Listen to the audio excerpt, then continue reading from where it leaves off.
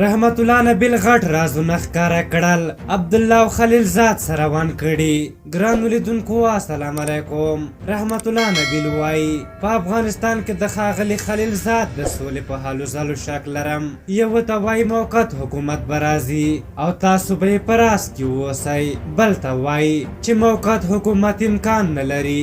بیا یو ته وایي تحلیف ترسره کړه او بل ته وایي چې په مقابل کې ودرېږه. ښاغلي نبیل د دوشنبې په ورځ کابل کې یوې خبري غونډه کې د سولې پروسې ته اشاره وکړه او ویل که د سولې پروسه ناکامه شي په افغانستان کې به نورې ډلې فعالیت پیل کړي او نیابتي جګړې به دوام وکړي. رحمت الله نبیل په هېواد کې د روان سیاسي کړکېچ د دوام له کبله اندېښنه وښوده. ښاغلی نبیل وایي د سولې د خبرو لپاره یو مثلث جوړ شوی چې هره ډله یې غواړي د سولې پروسه په خپل لاس کې واخلي. دی زیاتوي د سولې پروسې ښکېلې خواوې رښتینې نه دي او حکومت هم هغه ډول مشروعیت نه لري څو د سولې پروسه کې د خلکو استازیتوب وکړي.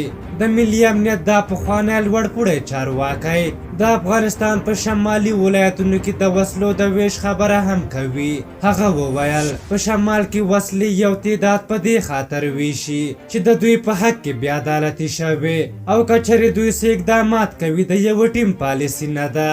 دا وایم په شمال ولایتونو کې وسلې ویشل کیږي خو د عبدالله په مشرۍ د ثبات او همپالنې ډله چې ځان په ولسمشرۍ ټاکنو کې بریالی ګڼي او مشر یې د لوړې مراسم هم کړي وایي د دوی په کارونو کې د وسلو د ویش پروګرام نشته. د جمعیت ګوند د رهبري شورا غړی نوررحمان اخلاقي چې د عبدالله ملاتړی دی وویل هیله مند دی چې خبره د وسلو تر ویش ونه رسیږي.